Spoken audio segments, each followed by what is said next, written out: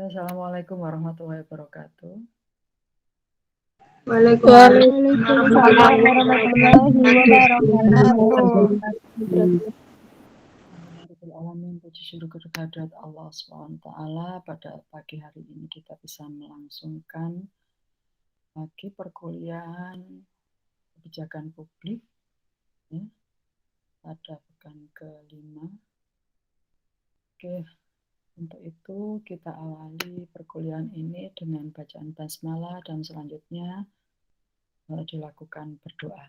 Bismillahirrahmanirrahim. Silakan berdoa.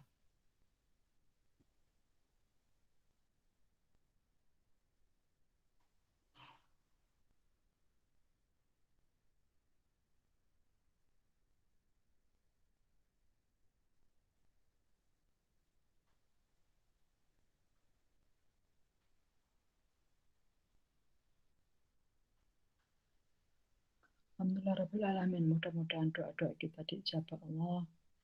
Ilmu yang kita diskusikan, ilmu yang kita pelajari menjadi ilmu yang berkah dan bermanfaat. Oke, sebelum Ibu pada materi identifikasi masalah kebijakan, Ibu akan sedikit mengulas ulang ya materi terkait dengan model-model implementasi kebijakan. Model-model perumusan kebijakan publik.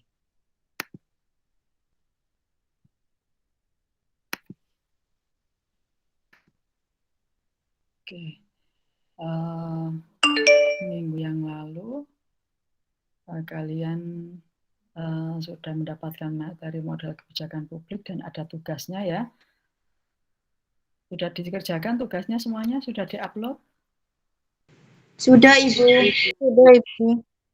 Sudah, Bu. Alhamdulillah sudah, Ibu. Alhamdulillah. Kalau ada yang belum mengumpulkan, masih ada waktu ya sampai tanggal 29 ya. Hari ini ya.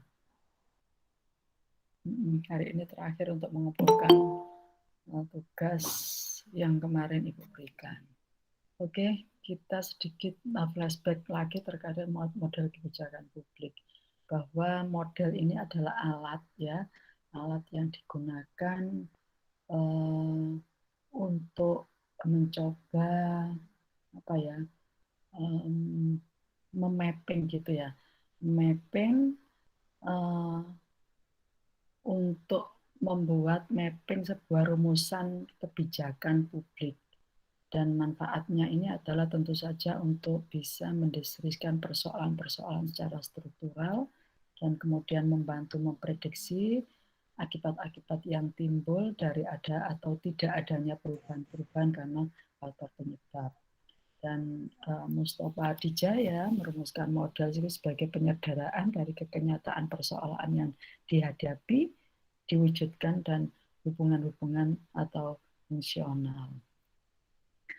Banyak model-model yang ditawarkan dalam perumusan kebijakan publik, ada sekitar 14 model di sini ya, dan model-model ini terbagi dalam 2 aliran ya, yang sebagaimana yang sudah kita pelajari bersama di awal perkuliahan dulu, bahwa perumusan kebijakan publik ini diwarnai dari 2 aliran, yakni aliran kontinental dan aliran Anglo-Saxon. Dan model-model yang ada pada aliran kelompok kontinental ini ada 7, dan kemudian yang ada model yang ada di Anglo-Saxon ini juga ada 7. Model-model tersebut bisa dideskripsikan atau dijelaskan sebagaimana berikut.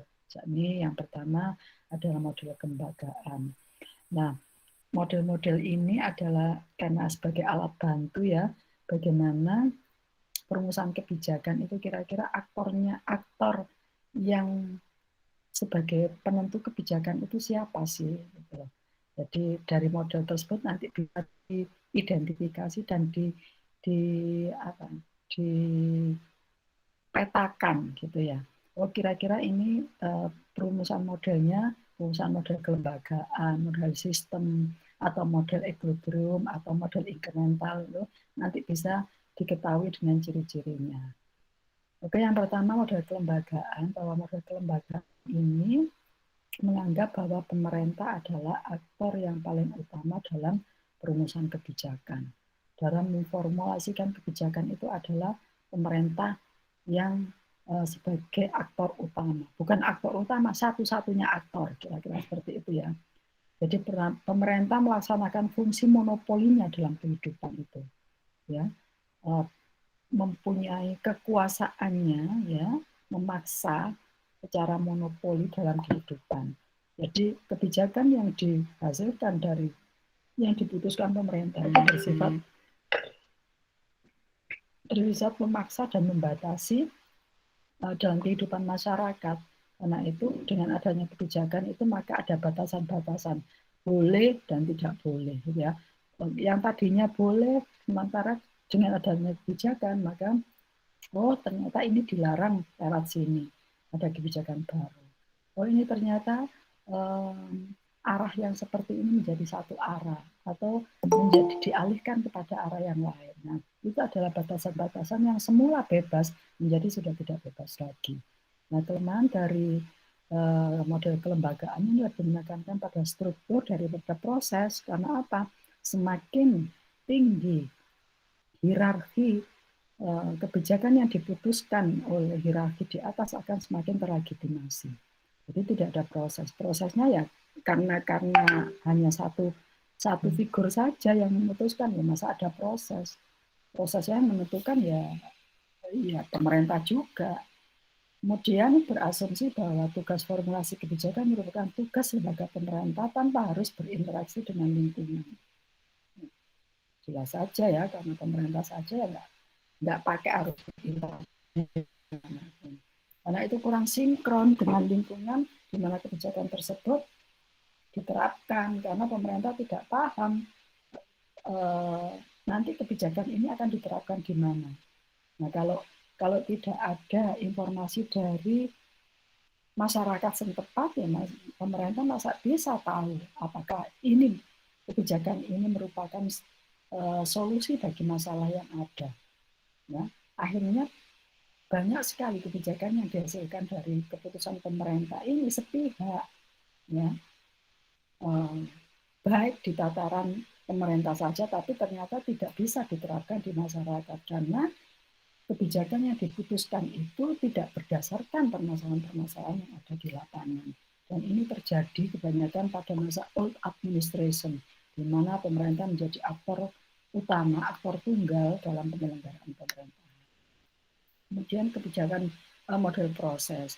Model proses ini berasumsi bahwa kebijakan publik itu adalah merupakan sebuah proses dari adanya identifikasi permasalahan, kebijakan, kemudian sampai kemudian agenda kebijakan, merumuskan kebijakan, implementasi kebijakan, sampai dengan evaluasi kebijakan.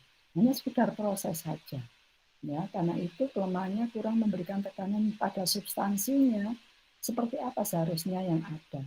Seperti apa sih seharusnya yang terjadi pada perumusan kebijakan, diimplementasi, di fase evaluasi. Itu seharusnya seperti apa? Itu tidak diberi penjelasan yang detail dan clear. Nah, ini gambaran sedikit saja ya bagaimana mengidentifikasi masalah. Itu adalah menata agenda formulasi, merumuskan proposal kebijakan, kemudian melegitimasi, menetapkan, kemudian implementasi dan evaluasi. Jadi next ya, pertemuan yang kelima nanti akan berbicara tentang identifikasi masalah. Jadi identifikasi masalah itu masuk dalam formulasi kebijakan ya, masuk dalam tahapan formulasi kebijakan, akan tetapi isinya adalah menata agenda formulasi, merumuskan proposal ya, kemudian menetapkan kebijakan. Baru kemudian implementasi dan evaluasi. Nah, bagaimana kegiatannya? Bahwa dalam mengambil tindakan, pemerintah itu memutuskan isu apa yang dipilih dan permasalahan apa yang akan dikemukakan. Dan ini semuanya kalau dalam model kelembagaan ini semuanya dilakukan oleh pemerintah, tidak ada aktor lain. mengambil proposal untuk menangani masalah tersebut, memilih salah satu proposal terbaik, dan kemudian ditetapkan dengan dukungan politik, dan kemudian diimplementasikan. Dengan implementasi ini adalah organisasi eksekutif atau birokrasi, dan penyediaan pelayanan dan pembayaran pengeluaran pajak. Kemudian dievaluasi oleh yudikatif. Kemudian model kelompok. Model teori kelompok ini berasumsi bahwa kebijakan merupakan titik penyeimbang atau equilibrium. Ada dua kelompok di mana interaksi dalam kelompok akan menghasilkan keseimbangan jika konflik yang terjadi itu di manajemen ya. Jadi konflik yang muncul dari adanya perbedaan itu kemudian dapat di manajemen dengan baik, dimanage ya, dimanage dengan baik. Artinya apa? Artinya yang namanya ada dua kelompok tidak mungkin semuanya itu berjalan seimbang. Pasti ada konflik. Nah, ketika konflik itu terjadi, maka harus dilakukan sebuah manajemen, ya, diarahkan agar konflik itu menjadi sumber daya power yang nanti bisa mengangkat dua kelompok ini menjadi lebih baik, gitu ya. Bisa goal. Nah, kalau konflik dibiarkan saja akan bisa merusak semuanya, menjatuhkan dua kelompok yang ada. Tapi kalau konflik ini dijemeni dengan baik, maka akan menjadi sumber daya utama, sumber daya yang strategis guna untuk mencapai tujuan bersama. Nah, kalau kalian nanti mendapatkan manajemen strategik, ya, nanti akan diajari bagaimana konflik itu menjadi sumber daya yang strategi untuk mencapai sebuah tujuan dengan cepat, gitu ya. Ya, kira-kira saya gambarkan sedikit saja ya, bahwa ketika dua kelompok ini berkonflik, maka yang bertindak sebagai manajer gitu ya, memanajemen konflik itu menyelipkan sebuah isu pada grup A dan grup B yang isunya itu sebetulnya sama. Grup A, masa kamu nggak bisa menyaingi grup B? Kira-kira seperti itu, dipanas-panasi. Ya, dia sudah mencapai target ini, masa kamu nggak bisa? Tetap masa kalah dengan mereka. Nah, akhirnya dia bersaing. Nah, persaingan ini disulitkan juga di kelompok B, yang sehingga dua-duanya itu punya effort, ya, punya moralitas kerja yang tinggi yang nanti akan mencapai pada titik yang sama, sehingga ketika titik yang sama itu dalam kondisi yang sudah betul-betul sama-sama baik, positif, maka dipertemukan itu akan menjadi sebuah strategi yang handal. Kira-kira seperti itu. Nah, kemudian Ibu, mohon maaf. Ya. Ada beberapa yang belum Ibu ACC, Bu. Oh, iya. Kalau sudah ini rasanya saya nggak bisa ya meng-ACC satu persatu gitu ya. Karena sudah keasikan ini saya harus membuka slide lagi, ini lagi gitu. Ya, Ibu, mohon maaf. Harus satu persatu ini kan jadi lama nanti ya. Oke. Kemudian model teori elit ini adalah model ini ya mempunyai asumsi bahwa rumus kebijakan itu terdiri dari adanya superior dan inferior. Ada kelompok-kelompok pemegang kekuasaan dan ada kelompok-kelompok yang tidak mempunyai kekuasaan, artinya mereka yang dikuasai, yang saya bilang superior dan inferior, gitu ya. Dan setiap kebijakan yang dilahirkan merupakan preferensi dari yang superior, ya, meskipun di situ sudah ada unsur demokrasi, meskipun di situ sudah mendeklar bahwa di sini ada ruang demokrasi, ya, akan tetapi tetap hasilnya nanti sebuah kebijakan itu dihasilkan dari preferensi yang namanya elit ini yang superior, ya, maka di sini apa ya kadarnya ya hanya sekedar pencitraan saja, adanya sebuah demokrasi, tapi sesungguhnya demokrasi dan pencitraan saja tidak terjadi sesungguhnya. Yang terjadi sesungguhnya adalah tetap yang memutuskan sebuah kebijakan itu ya elit politik. Nah, pendekatan positifnya adalah elit berhasil meyakinkan massa bahwa gagasan adalah lebih baik dibanding gagasan elit itu adalah lebih baik dibandingkan dari pesaingnya. Ini adalah kekuatan apa ya? Sebuah manipulasi politik, kira-kira seperti itu. Manipulasi politik yang disulitkan oleh elit politik ya untuk menggerakkan massa yang sebaik-baiknya. Dan ini tergantung dari bagaimana bahasa komunikasinya. Bahasa komunikasi politik itu sangat amat berpengaruh ketika elit politik itu mempengaruhi massa yang sedemikian banyaknya. Itu ya. Jadi harus pandai-pandai kalau memang harus model elit ini diterapkan gitu ya. Pandai-pandai apa ya? Pandai-pandai mempengaruhi massa, dan kemudian elit ini biasanya juga memakai berbagai cara untuk bisa meyakinkan pada massa bahwa idenya adalah ide yang terbaik dibandingkan yang lain. Nah, di sisi negatifnya, ketika ruang demokrasi yang namanya pemilu itu dijadikan sebuah alat mobilisasi dan manipulasi massa. Nah, benar kan apa yang Ibu jelaskan tadi, yang sampaikan tadi, dibuat untuk sebuah menggerakkan dan memanipulasi massa saja dan bukan bersifat partisipatif.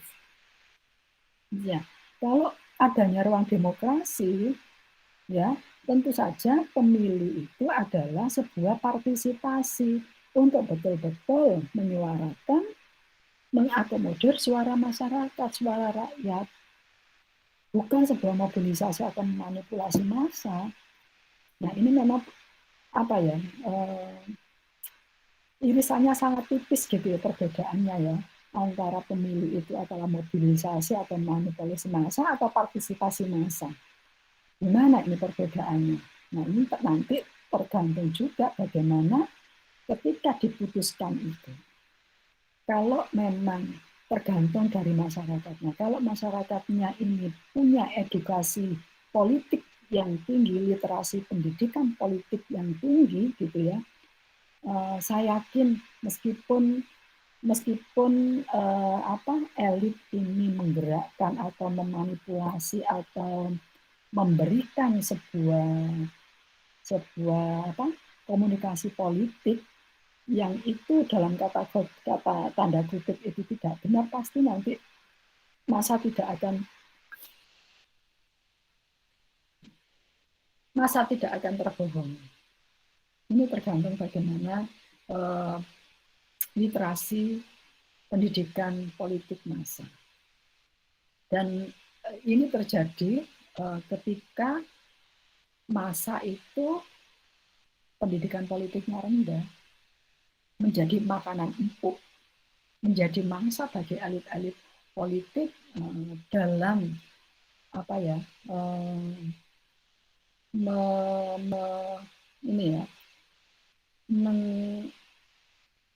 memilih model teori elit ini menjadi melanggengkan, kira-kira begitu bahasanya, melanggengkan teori elit ini, model teori elit ini. Ya. Jadi kalau masanya secara pendidikan politiknya kurang, ya model elit ini bisa langgeng. Tapi kalau masanya punya edukasi politik yang tinggi, dia wacananya luas, dia bersikap dewasa dalam bernegara, dewasa dalam memberikan sebuah keputusan dalam kehidupan, maka saya yakin model teori elit ini sulit untuk diterapkan pada perumusan kebijakan. Ya, oke. Nah, ini adalah gambaran dari piramida model teori elit. Ada elit, ada administrator, ada massa. Elit politik, ini eksekutif, ini kebijakan dan massa.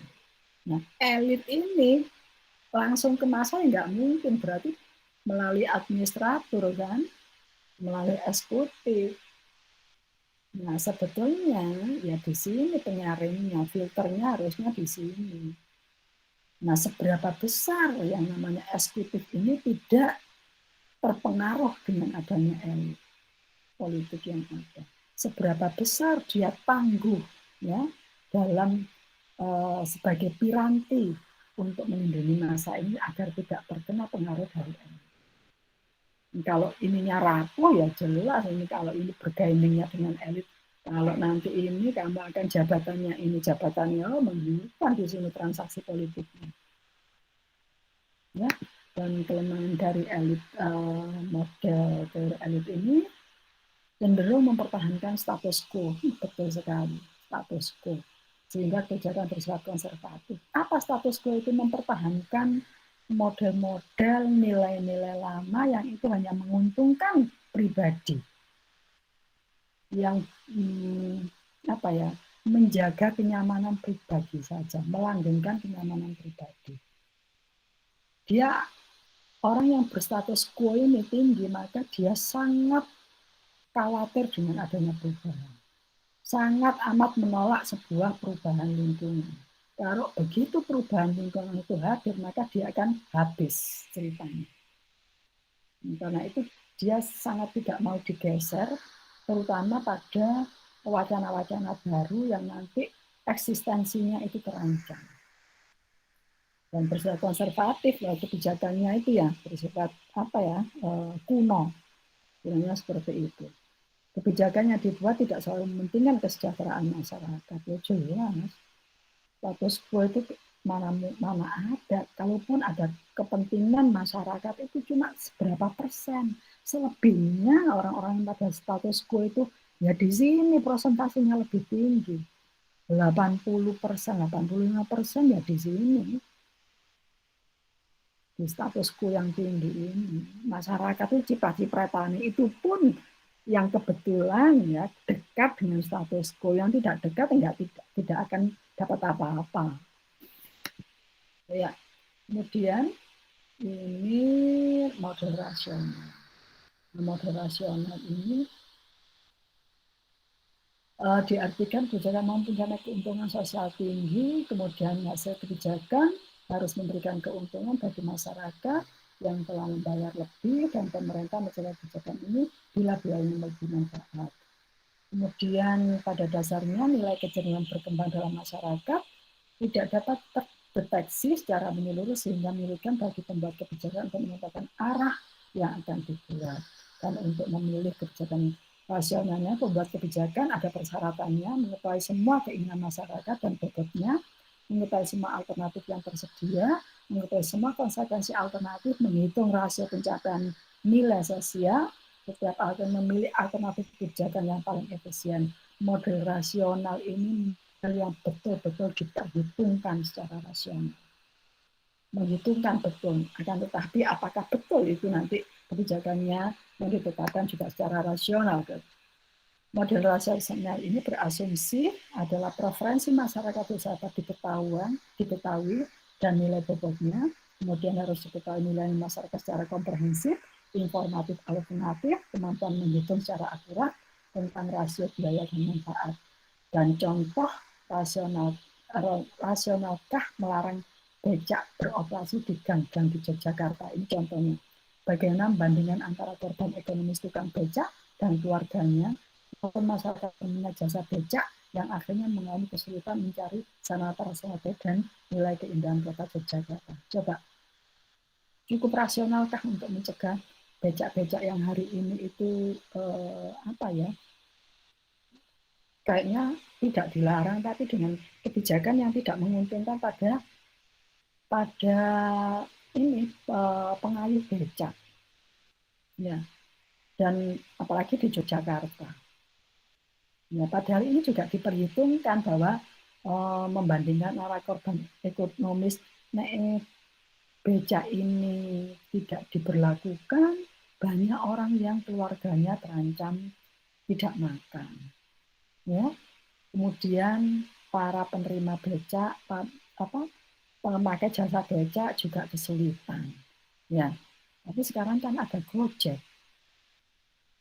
Maka ini adalah meskipun ini sebetulnya merupakan kebijakan-kebijakan yang harus diputuskan secara rasional, tapi ternyata tidak diakomodir oleh pemerintah. Ya, dengan alasan sekarang kemajuan teknologi transportasi, ya apalagi untuk mendukung keindahan kota. Jadi lebih baik indah kotanya, tapi masyarakatnya kekurangan makan gitu ya. Apakah ini cukup rasional? Nah, kadang ya kebijakan itu pilihan yang ya itu tadi ada beneficiaries yang memang harus dikorbankan dan kadang juga ya kejam juga ya dipikir-pikir ya. Tapi pastinya pemerintah juga ada konsekuensi yang harus ditanggung. Paling tidak ada sumbangan-sumbangan. Tapi kalau memberikan orang itu ikannya, ya cepat habis. Lebih baik kan dikasih kail ya daripada ikannya. Ini yang kadang kita itu sulit sekali memikirkan kenapa sih pemerintah itu seperti ini, kenapa sih itu seperti ini. Ternyata rentetannya panjang. Kenapa keindahan kota ini, nilai keindahan kota ini lebih dipentingkan karena secara jangka panjang turis asing itu semakin hari semakin dan itu berkontribusi kepada daerah yang sehingga menjadi PAD daerah itu meningkat. Kalau PAD daerah meningkat, maka nanti akan ada kesejahteraan melalui pembukaan lahan lahan ini loh lahan pekerjaan terbuka dengan lebar. Memang pada saat itu kayaknya sadis sekali untuk tega-teganya gitu ya melarang becak seperti ini tidak beroperasi. Ya itu konsekuensi dari sebuah kebijakan terhadap beneficiaries gitu ya. Tapi long time ya dalam waktu yang panjang itu nanti akan dampaknya itu perlahan tapi pasti itu nanti akan kembalinya ke masyarakat. Itu pemikiran dari pemangku kebijakan seperti itu. Walaupun kita juga tidak tahu dalam perkembangannya ternyata ada saja ya tiba-tiba ada pandemi. Waduh, meskipun keindahan kota ditata sedemikian rupa ternyata turis nggak ada yang datang. Nah, itu adalah konsekuensi. Yang jelas perhitungan secara rasional itu seperti itu. Gitu ya. Dan kemudian karakteristik model rasional itu pengambil keputusan dihadapkan pada suatu masalah tertentu yang terpisah dari masalah-masalah lainnya atau paling tidak dapat diperbandingkan dengan masalah-masalah lainnya. Tadi ya, tujuan-tujuan dan nilai-nilai dan target diperjelas dan disusun secara berurutan sesuai dengan derajat pentingnya. Jadi tingkat urgensinya itu dihitung sedemikian rupa. Mana yang lebih penting? Apakah keindahan kota, apakah tukang becaknya gitu ya? Dan berbagai alternatif untuk memecahkan masalah yang untuk diuji. Kemudian seluruh konsekuensi biaya dan manfaat dari setiap pilihan alternatif itu akan dicari. Dan setiap alternatif beserta konsekuensinya diperbandingkan dengan alternatif-alternatif yang lain. Tentu saja ini berbagai macam alternatif yang ada itu sudah dihitung secara rigid dan pada akhirnya diputuskan untuk gitu ya, memutuskan yes ini yang saya pilih kebijakannya. Dan pengambil keputusan memilih alternatif yang dapat memaksimalkan pencarian tujuan, nilai dan target. Itu ya ujung-ujungnya ya keuntungan ya. Keuntungan dan bersifat long last gitu ya. Seterusnya itu bisa diharapkan gitu ya bisa menjadi sebuah solusi. Langkah-langkah pengambilan keputusan secara rasional ada input ya kemudian penilaian, menyiapkan alternatif, menyusun intervensi nilai, menyiapkan serangkaian kemungkinan terhadap biaya ya biayanya dihitung, kemudian akibat dari adanya kebijakan itu juga dihitung juga konsekuensinya apa, membandingkan konsekuensi ya ketika dipakai alternatif ini akan diputuskan konsekuensinya apa. Jadi diperhitungkan secara konsekuensinya ketika mengambil alternatif A. Kira-kira apa konsekuensinya? Alternatif B, konsekuensinya sampai nanti ditentukan itu adalah yang mengandung resiko yang paling ringan. Itu sesungguhnya PR pemerintah yang menjadi pusing ya selama ini bagi pemerintah, yaitu kira-kira nanti dampak negatifnya ini kepada pemerintah itu dicari yang paling ringan. Tapi itu pun juga tidak seringan yang dibayangkan. Pasti ada yang dirugikan. Dan output kebijakannya secara rasional. Dan kelemahan model rasional ini berasumsi bahwa keputusan dibuat oleh pengambil keputusan tunggal. Dalam kenyataannya, keputusan dilakukan secara kolektif, masing-masing membawa kepentingan sendiri-sendiri. Nah, ini sering terjadi konflik di antara mereka, baik menyangkut definisi masalah, tujuan yang tidak dicapai, nilai yang mendasari maupun alternatif yang akan dipilih. Ya, semuanya kalau membawa kepentingan, ya itu nanti. Akhirnya tarik-menarik kepentingan, dan siapa yang punya power yang kuat, ya, punya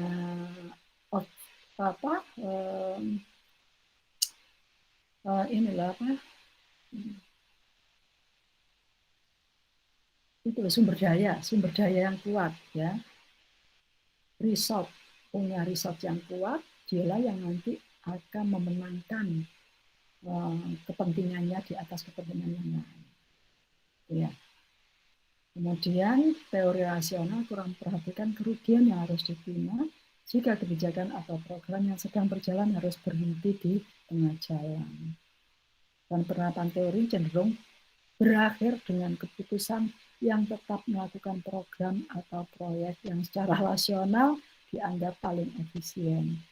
Jadi meskipun rasional ternyata masih ada gamblingnya loh. Coba. Maka dari setiap model yang ada ya, nanti ke-14 model itu tidak ada model yang ideal.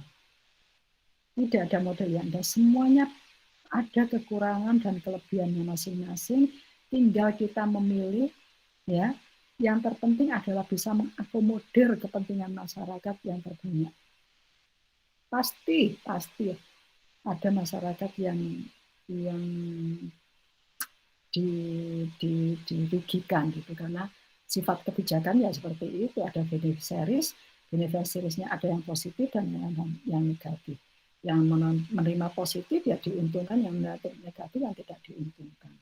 Tapi sedapat mungkin pemerintah itu meminimalisir jumlah dari masyarakat itu yang terkena dampak negatifnya.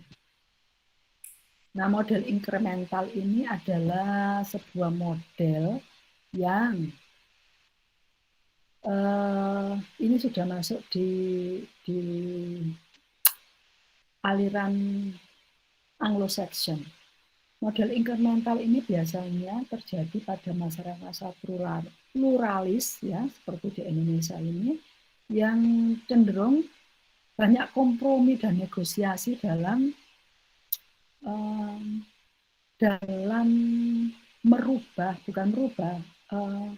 mengambil sebuah keputusan-keputusan yang bersifat pragmatis. Jadi nanti ada pilihan-pilihan yang terbaik yang memang alternatif-alternatif itu mencoba untuk ya dipakai sebuah solusi dari permasalahan yang ada. Jadi contohnya sebuah kebijakan, ya. Ternyata dalam pasal-pasal tertentu itu tidak bisa diterapkan, maka di pasal-pasal tertentu itu saja yang akan diperbaiki. Maka model inkremental ini lebih umum dikatakan sebagai model tambal sulam. Jadi tidak mereform kebijakan, tidak merubah kebijakan. Kalau kebijakan itu tidak sesuai di masyarakat, maka dicari pasal-pasalnya yang mana sih kira-kira yang tidak sesuai itu. Ya pasal-pasal itu saja yang dirubah, bukan kebijakannya secara keseluruhan, bukan bersifat reform. Karena mereform kebijakan itu butuh dana yang sangat amat besar. Ya. dari rapat per rapat, ya, dari pertemuan itu dana itu, observasi ke lapangan itu dana semuanya. Ya, ini namanya tambal sulam. Kalau kalian ingat tambal sulam itu, kalau ada baju yang sekiranya masih bisa dipakai, nggak usah harus beli baju baru lagi, tinggal ke permakjin gitu ya, ditambal sana sini, kemudian bisa dipakai lagi.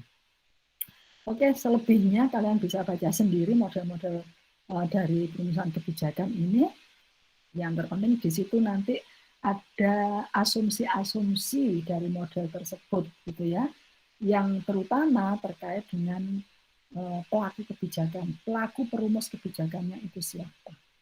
Sampai di sini ada yang perlu didiskusikan sebelum saya beranjak ke materi yang lain. Cukup, Bu.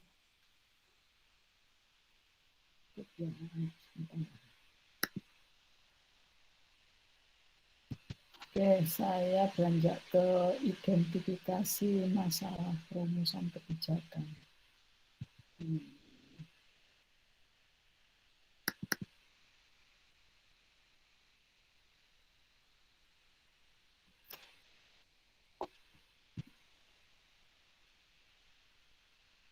Sorry ya, saya harus berdiri ya, saya nggak kuat kalau duduk terus-terus. Punggung saya sakit soalnya. Saya sambil berdiri aja ya. Saya matikan kameranya.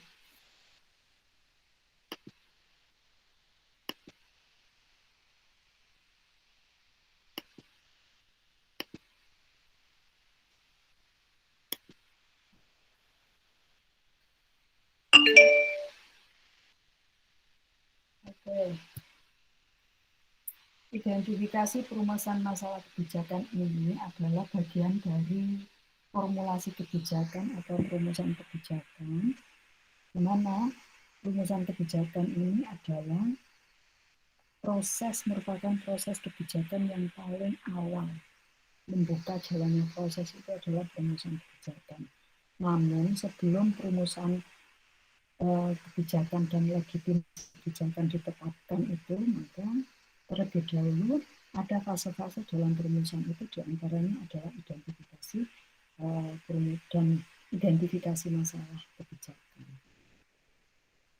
Oke. Kebijakan itu dibuat dalam rangka memecahkan masalah publik. Oleh karena itu, persoalan pertama dalam informasi kebijakan itu merumuskan masalah kebijakan terdahulu. Sebetulnya yang perlu kita pahami bersama di sini adalah masalah kebijakan atau masalah dulu. Apa sih sebetulnya masalah itu? Coba silakan Anda deskripsikan apa masalah itu.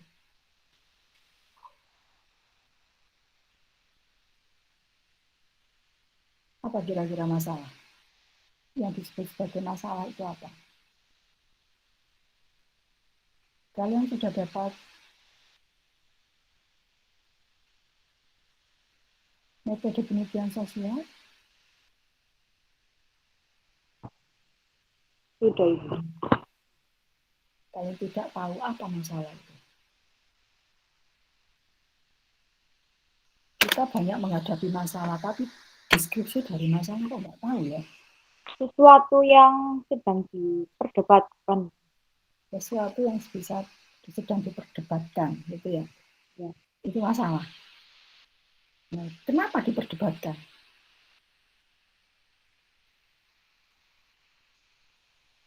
Karena belum sesuai dengan keinginan, Ibu. Atau tujuan mungkin. Oke, lebih mendekati. Oke, gambarannya seperti ini.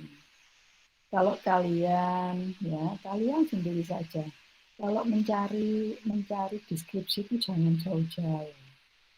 Cari saja kalau masalah kira-kira apa ya. Kalau saya sedang bermasalah itu sebetulnya apa sih yang sedang saya hadapi. Jadi pikiran kalian kalau ditanya sesuatu jangan langsung level Indonesia Raya, terlalu jauh. Ya, Maka kalian harus mikirnya level Indonesia, provinsi, kemudian daerah, daerahnya juga kecamatan, kecamatan ke desa, desanya pakai RT, RW, lama. Ya, maka langsung aja ke diri kalian sendiri, kira-kira masalah apa sih sebetulnya kalau saya sedang ada masalah itu apa yang saya rasakan itu? Apa yang timbul itu? Gejolak apa yang timbul itu? Sebetulnya masalah itu kalau kalian memikirkan sesuatu, ya harapan saya ini. Ya. Kemudian harapan itu terwujud di depan mata kalian, di depan kalian, tapi tidak sesuai dengan harapan. Masalah enggak kalian? Kecewa enggak kalian? Kecewa. Gitu, Kecewa, Ibu. Itu mas. Ketidaksesuaian antara harapan dan kenyataan itu masalah. Ya, waduh, kecewa saya. Tidak sesuai, nah tergantung nanti apakah masalah itu kemudian kalian mensikapinya seperti apa. Kalau kalian dewasa, ya sudahlah, saya harus cari jalan lain, itu kedewasaan berpikir. Karena itu tergantung orang menempatkan masalah itu pada masalah. Besar kecilnya masalah itu tergantung daripada sikap kalian. Kalau sikap kalian semakin dewasa, ya sekali lagi wadah kalian itu semakin lebar, maka apapun yang kalian hadapi itu menjadi semakin kecil sekali. Enggak, ini bukan masalah. Ini sebetulnya impian saya yang tertunda saja kok. Saatnya nanti ada waktu yang tepat di mana saya nanti menerimanya itu dengan lebih happy, dengan lebih bahagia, dalam kondisi yang lebih baik. Luar biasa kalau seperti itu ya. Maka tidak akan ada masalah dalam hidup kalau seperti itu. Tapi kok ya sulit ya melaksanakan seperti itu. Butuh tempaan mental, butuh tempaan sikap, kedewasaan. Kedewasaannya ditumbuhkan dari bagaimana interaksi kita pada sesama, pada orang yang lebih tua, dan yang kecil ya. Kedewasaan kita dalam ini ya, membuka wacana, meningkatkan literasi kita, literasi baca kita, literasi pemahaman kita dalam berbagai aspek. Itu semakin nanti kalian dewasa. Oke, dan tidak akan nanti tersulut dengan hal yang namanya perbedaan, masa harus iya dijadikan konflik, tidak seperti itu. Oke, kemudian ya, identifikasi dan perumusan masalah, kita bicara tentang masalah, didefinisikan sebagai suatu kondisi atau situasi yang menimbulkan kebutuhan atau ketidakpuasan pada sebagian orang yang menginginkan pertolongan atau perbaikan. Ini masalah-masalah masih ringan, belum masalah kebijakan ya. Dan suatu masalah akan menjadi masalah publik, ini masih masalah publik, jika melibatkan banyak orang dan mempunyai akibat tidak hanya pada orang-orang yang secara langsung terlibat, tetapi juga sekelompok orang yang secara tidak langsung terlibat. Ini masalah publik. Ya, jadi istilahnya kalau salah satu orang yang terlibat dalam masalah tersebut berakibat nanti pada orang-orang lain, gitu ya. Contohnya adalah ketika ada pembakaran hutan, gitu ya. Sebetulnya masalahnya kan antara si pembakar dan pemerintah setempat, tapi pada akhirnya dampaknya kan semua penduduk terkena hutan ya, penduduk di sekitarnya. Yang sampai waktu itu ada satu hutan yang ada di Kalimantan atau di Sumatera ya, waktu itu kebakar hanya karena si penebang pohon itu menyulitkan rokoknya, jadi pengrokoknya, akhirnya ya ditangkap, tapi kan tidak masalah penangkapan itu saja, berdampak pada masalah publik. Artinya banyak penyakit ini ya, pernafasan, kemudian polusi udara, kemudian sampai ke negara tetangga. Ini masalah-masalah publik. Nah, kemudian masalah publik itu adalah suatu masalah akan menjadi masalah publik apabila orang atau kelompok yang menggerakkan ke arah tindakan untuk menyelesaikan suatu masalah tersebut. Jadi masalah itu sebetulnya tidak berhenti pada di situ saja, akan tetapi ketika masalah itu dipublish dan orang banyak yang tertarik sekali untuk bisa terlibat dalam menyelesaikan masalah, itu akan menjadi masalah publik, gitu ya, menjadi banyak perhatian dari masyarakat, walaupun itu masalah individu. Dan suatu masalah akan menjadi masalah publik jika masalah itu atau dimanifestasikan, ya, dijelaskan, gitu ya, diperbincangkan oleh banyak orang. Dan masalah-masalah publik adalah masalah yang mempunyai dampak luas yang mencakup konsekuensi bagi orang-orang yang tidak secara langsung terlibat, yang sudah dijelaskan tadi.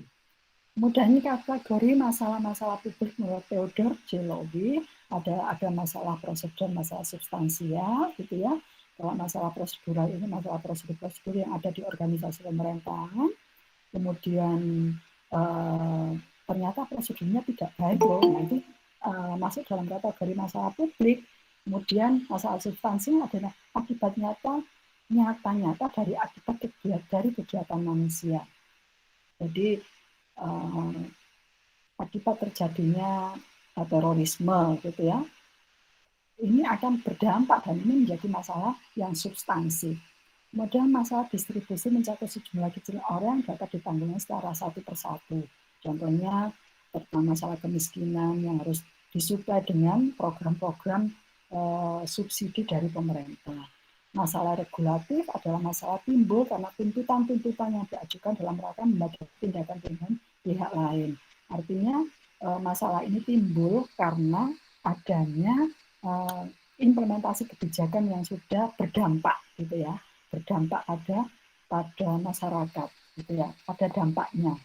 Kemudian masalah redistribusi adalah masalah yang menghendaki perubahan sumber-sumber antar kelompok atau jelas dalam masyarakat. Jadi sumber-sumber daya yang sekiranya dulu itu tidak menjadi sumber daya pokok pada perkembangannya ternyata menjadi sumber daya yang memang betul-betul dibutuhkan oleh semua masyarakat. Ya, maka ini akan menjadi sebuah kebijakan redistribusi. Seperti apa itu? Seperti sumber air, ya, sumber air yang ada di Pandaan itu kan dulu bukan menjadi sumber daya utama, gitu, karena orang bisa menggunakan air sumur itu menjadi air yang bisa dikonsumsi.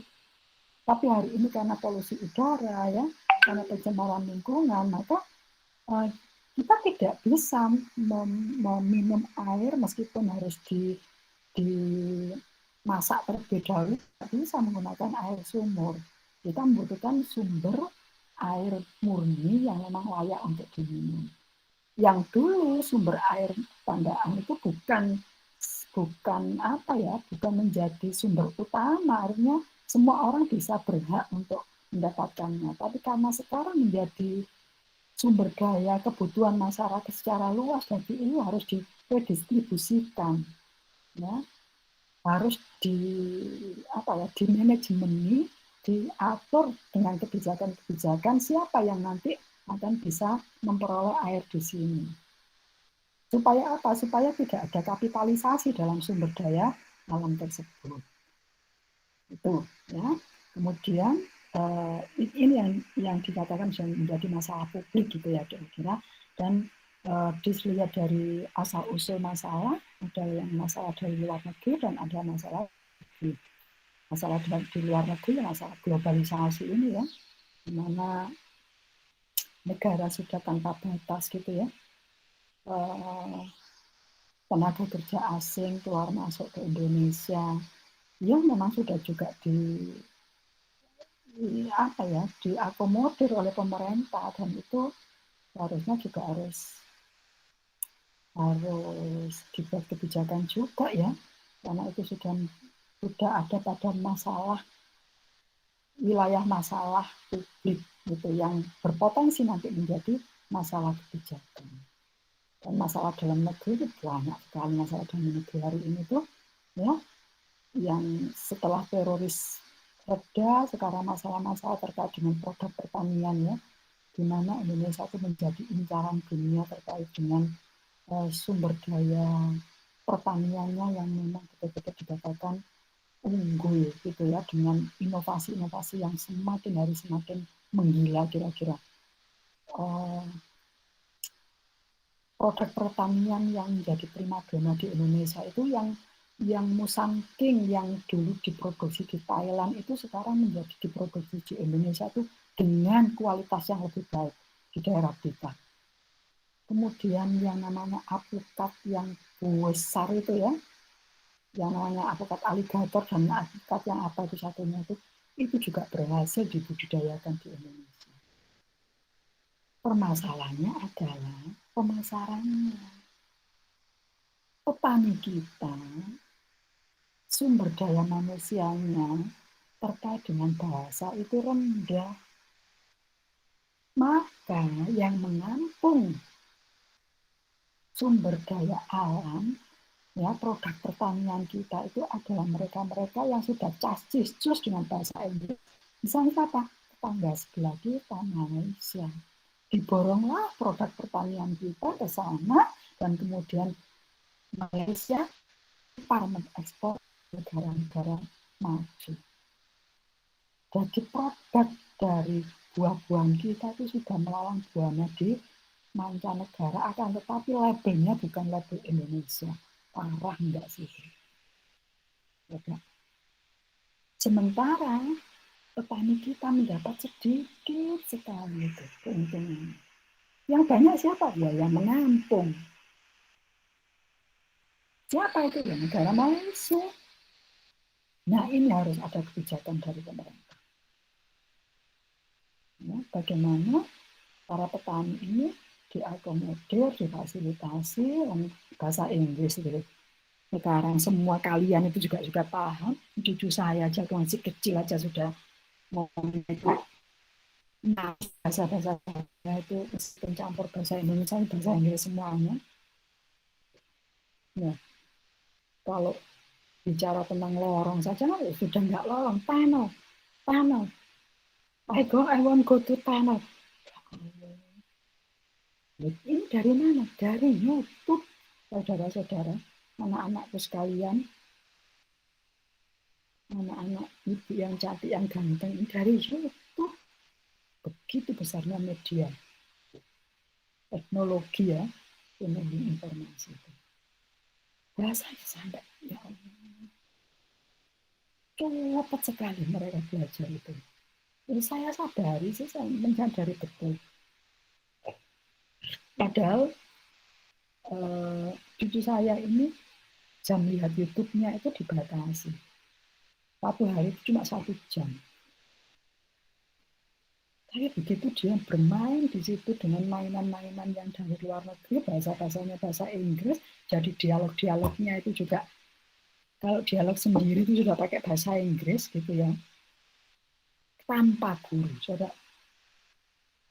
apalagi kalian yang generasi Z yang setiap hari bermain dengan YouTube dengan segala macam warna, ya, saya yakin kalian sudah familiar sekali dengan bahasa Inggris. Saatnya kalian harus berbagi dengan para petani kita yang memang betul-betul membutuhkan.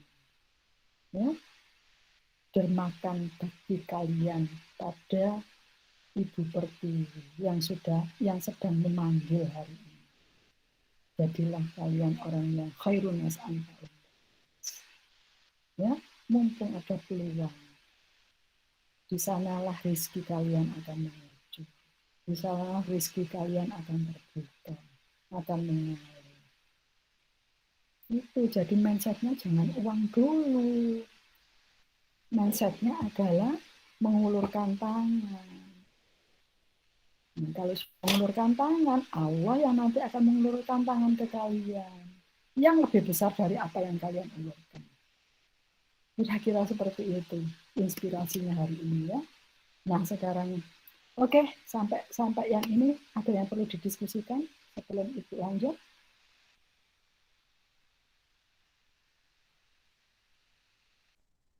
Cukup.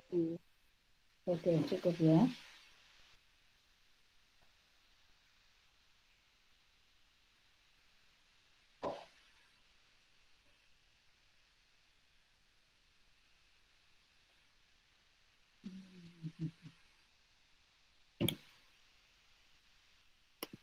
Sekarang kita bisa masalah publik dan masalah kebijakan. Sebenarnya dua konsep ini, dua konsep yang berbeda tapi saling beriringan, mempunyai potensi di mana mempunyai potensi yang linear, di mana masalah publik akan punya kans, punya peluang untuk menjadi masalah kebijakan. Ya, akan tetapi bisa juga masalah publik itu tidak menjadi bagian dari masalah kebijakan. Ya, intinya seperti itu deskripsinya. Nah, perbedaan antara masalah yang bukan kebijakan dan masalah kebijakan itu adalah dari William Eden mengatakan adanya saling tergantung yang satu sama lain sebetulnya ya. Dan yang kemudian yang kedua subjektivitas.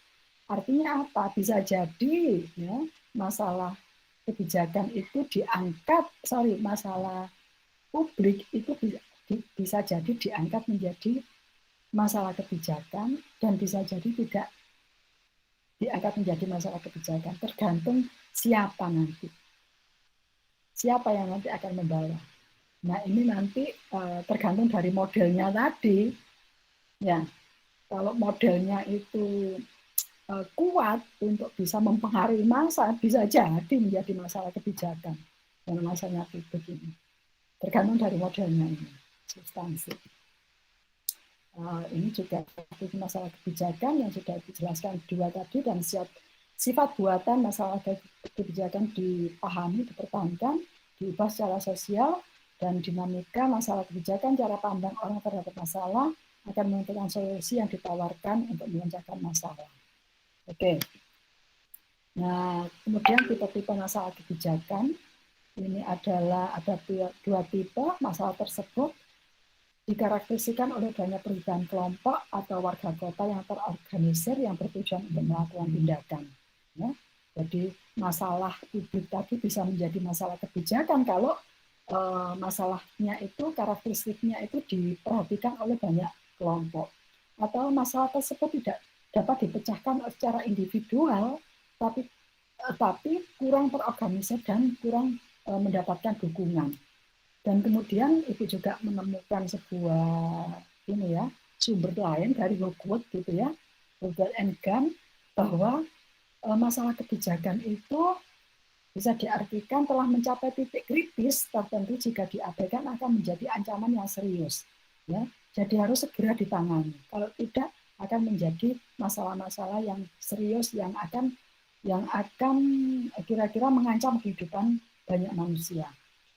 Kemudian tetapi mencapai tingkat partikularitas tertentu yang berdampak kritis. Ya, jadi telah mencapai titik kritis kira-kira seperti itu, dan menyangkut emosi tertentu dari sudut pandang kepentingan orang banyak, menjangkau dampak yang amat luas dan permasalahan kekuasaan dan keamasan dalam masyarakat, menyangkut persoalan yang visionable sulit dijelaskan tapi mudah dirasakan kehadirannya, yang kayak masalah perekonomian, masalah kemiskinan itu ya.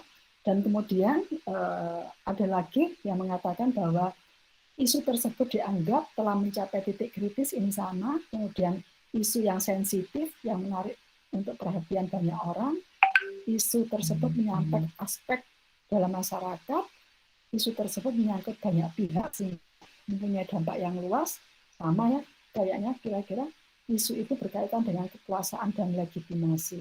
Nah, ini kalau isu-isu tersebut terkait dengan rekrutmen pejabat pemerintahan, itu kemudian prosedurnya ada yang tidak benar, maka harus ada dibuat sebuah kebijakan-kebijakan terkait dengan rekrutmen pegawai.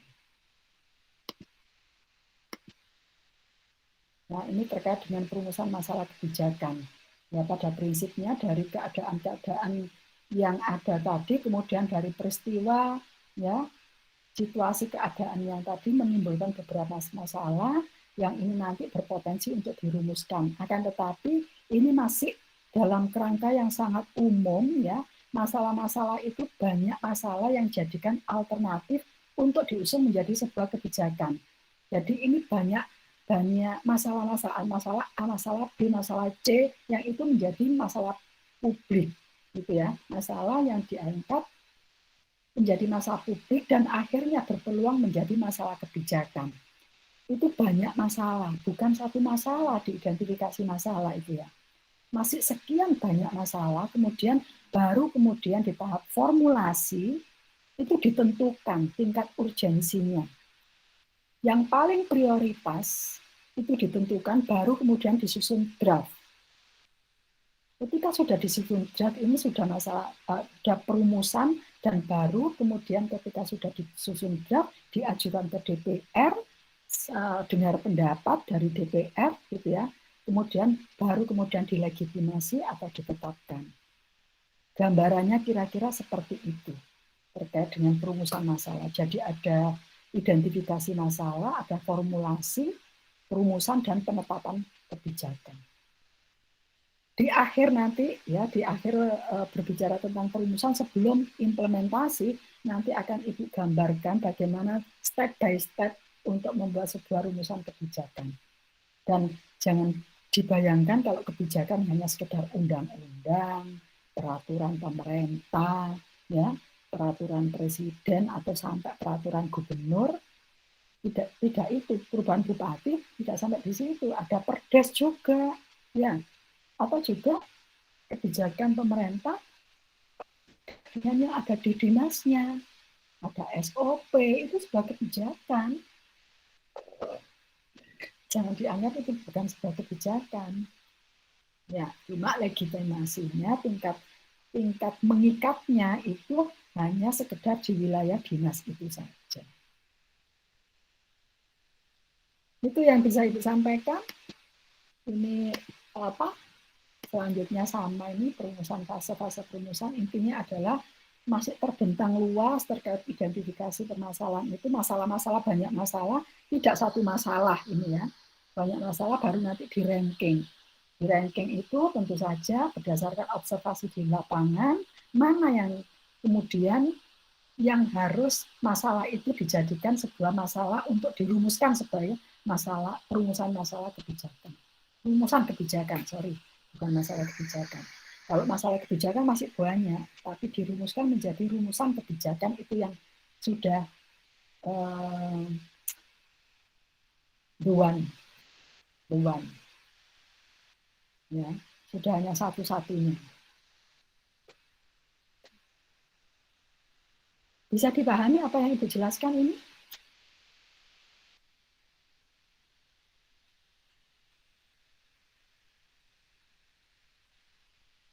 Halo?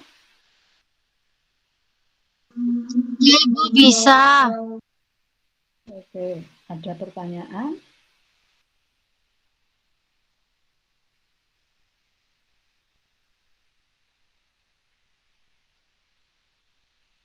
Sepertinya cukup.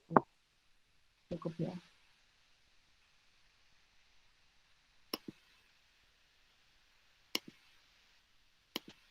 Halo Mas Ijab, ada yang perlu didiskusikan Mas?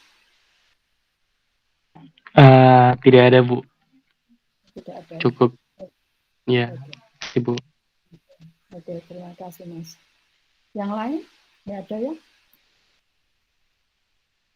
Tidak, Ibu. Tidak, Ibu. Tidak. Oke, jangan lupa hari ini terakhir untuk tugas e-learning yang harus diupload ya. Itu hanya sekedar memberitahu saja, mengingatkan kalian supaya tidak sampai terlambat. Ya, sukses selalu untuk kalian semuanya. Kita saling berdoa ya. Mudah-mudahan kita ketemu minggu depan dalam kondisi yang lebih baik ya.